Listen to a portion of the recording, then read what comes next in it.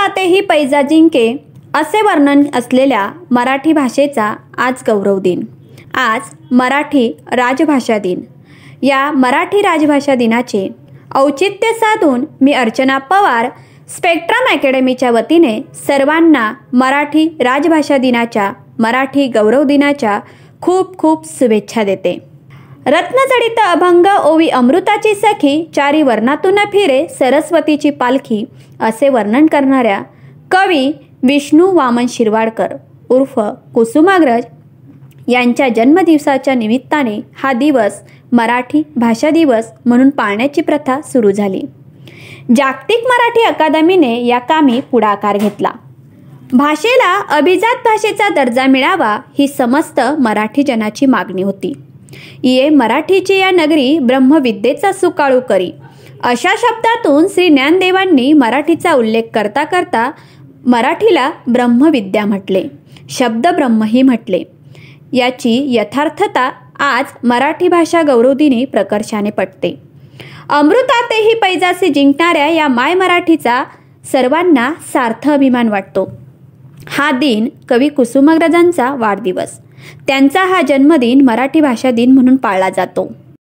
मराठी असे आमुची माय बोली जरी आज ती राजभाषा नसे चा काळ मागे पडून मराठीला राजभाषा दर्जा देण्यात आला. त्यालाही बरीच वर्षे झाली, पण आजच्या घडीला मराठी भाषेची अवस्था चांगली आहे असं कोणी छातीठोकपणे म्हणेल का? नाही म्हणणार. महाराष्ट्राच्या खंदेशिलेदारांनी जीवाची बाजी लावत अटकेपार नेलेले मराठी झेंडे आजही आपल्या सर्वांच्या मनात फडकत आहेत, हे खरंय. पण आपल्या मनातल्या या भावना शब्दबद्ध होताना त्याच सच्चेपणाने आपल्यापर्यंत पोहोचतात का, हा एक प्रश्नच आहे की नाही. मराठ्यांचं राज्य अटकेपार गेलं त्यावेळी संबंध भारतातल्या पहिल्या 3 भाषांमध्ये मराठीचं स्थान बळकट होतं. आज ती 10व्या स्थानावर आहे. पण आपल्या मनात मराठी कितव्या स्थानावर आहे हेही आपण चाचपून बघायलाच हवे.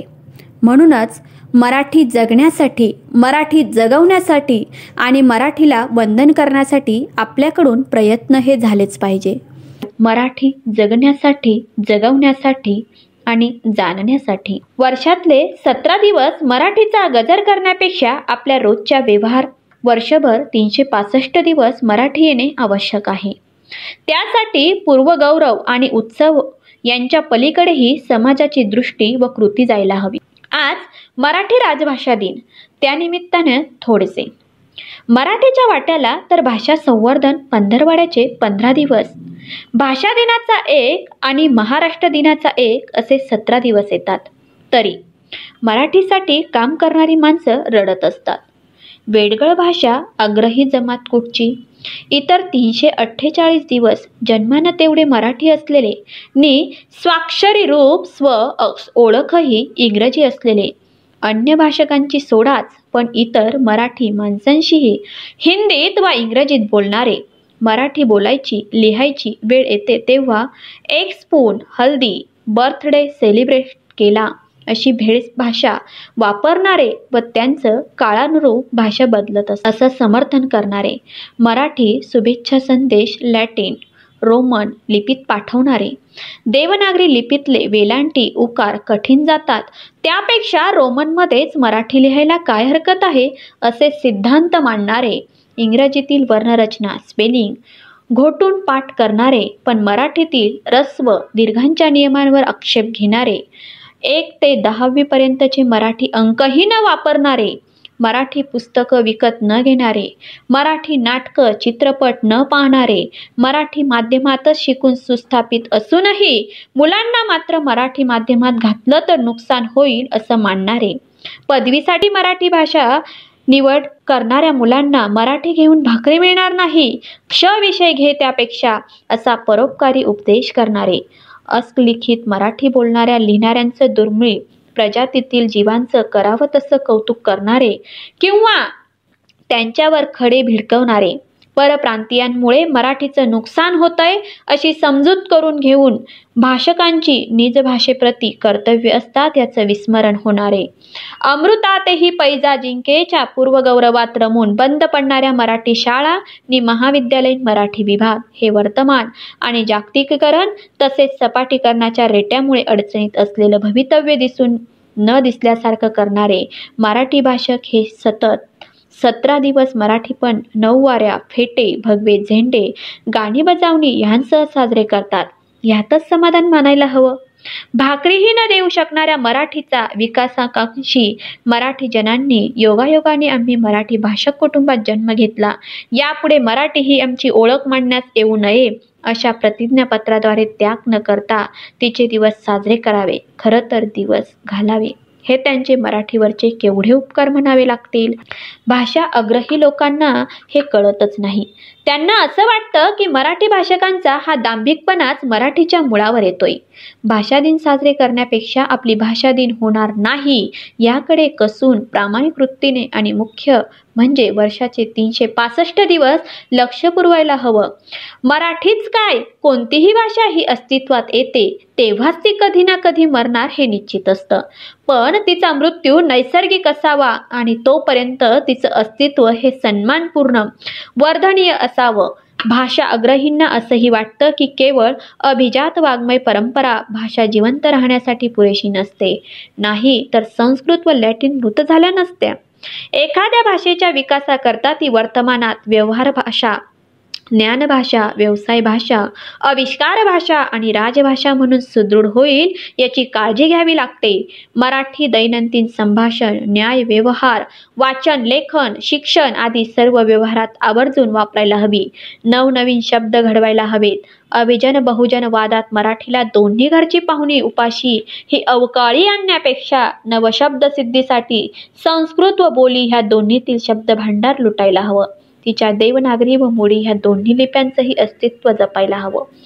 प्रमाण लेखनाचे नियम काळानुरूप बदलून ते समाजाला शिकवायला हवेत.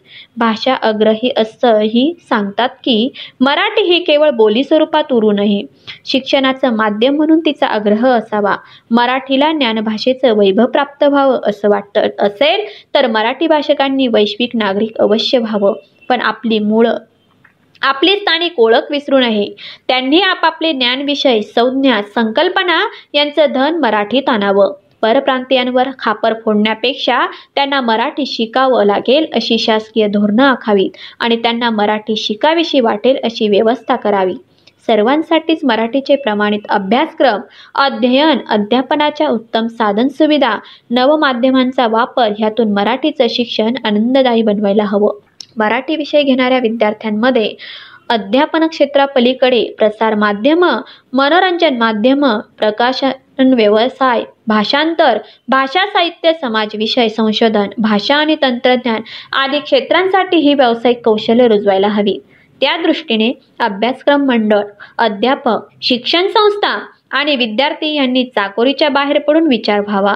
शिक्षण क्षेत्रात मराठी हा विषय टिकणं हे निव्वळ मराठीच्या शिक्षकांच्या व विद्यार्थ्यांच्या पोट्या पाण्याकरता आवश्यक नाही, तर मराठीला ज्ञानभाषा बनवण्याकरता आवश्यक ती कोश, सूची आदी साधनं निर्माण करण्यासाठीचं कुशल प्रशिक्षित मनुष्यबळ तयार होण्यासाठीही ते आवश्यक आहे.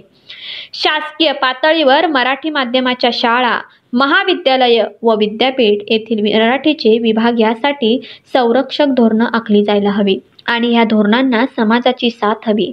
मराठी भाषकांनी आपापल्या व्यवसाय क्षेत्रात, आविष्कार माध्यमात मराठीचा वापर करण्याचा प्रयत्न तरी करायला हवा. लोकांना आजकाल अशीच भाषा कळते आणि आवडते म्हणून आम्ही इंग्लिश, हिंदी वापरतो असं म्हणणारे हे विसरतायत की ते स्वतः ज्या फांदीवर बसले आहेत त्या फांदीवर कुऱ्हाड चालवतायत. अंतिमता मराठी टिकली तर आणि तरच मराठी वर्तमानपत्र, दूरचित्रवाणी वाहिन्या, साहित्य, नाटकं, चित्रपट, संगीत यांना वाचक, प्रेक्षक, श्रोते लाभतील. अन्यथा जागतिकीकरणाची वावटळ साऱ्यांचाच घास घेईल.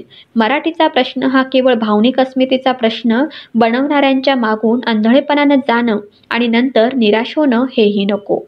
धर्म, जात, लिंग ह्यांप्रमाणे भाषा ही राजकीय, आर्थिक, सामाजिक, सांस्कृतिक सत्ताकारणाचा, विषम निर्मितीचा आणि शोषण व्यवस्थेचा भाग म्हणून वापरली जाते. याचं गंभीर भान बाळगून मराठीच्या प्रश्नाविषयी विचार व्हावा. कुठलीही भाषा स्वतःहून बलवत्तर किंवा कमतर नसते. भाषकांची ताकद ही भाषेला बळ देते हे इंग्रजी भाषेच्या इतिहासाकडे पाहिल्यास सहज लक्षात येतं. मराठी भाषकांनी ज्ञान, अर्थकारण, राजकारण, समाजकारण, सांस्कृतिक व्यवहार यातील आपलं बळ वाढवावं आणि मुख्य म्हणजे ते मराठीच्या पाठीशी उभं करावं. मराठी टिकावी असं वाटत असेल तर एकीकडे 17 दिवस मातृभाषेवरील प्रेमाचे प्रासंगिक प्रतिकात्मक आविष्कार करायचे आणि दुसरीकडे उरलेले दिवस माय मराठी मरो पण इंग्रजी मावशी जगो असं वागायचं. या दांभिकपणा सोडायलाच हवा. मराठीचे हे खुळे भाषा आग्रही मालुसरे एक दिवस शहाण्यांचा असतो, एक दिवस पण मिळे खुळ्यांना. या विंदा करंदीकरांच्या पंक्तीवर विश्वास ठेवून असं काय काय म्हणत असतात. मराठीच्या उज्ज्वल भवितव्याची स्वप्न पाहत बसतात. झोपेचं सोंग घेतलेल्यांना जागा करायचा प्रयत्न करीत राहतात. तसे ते करीत राहावेच लागणार आहेत. म्हणूनच मराठी जगवण्यासाठी, मराठी जगण्यासाठी आपले प्रयत्न हे सतत झालेच पाहिजे. एवढाच हा प्रयत्न.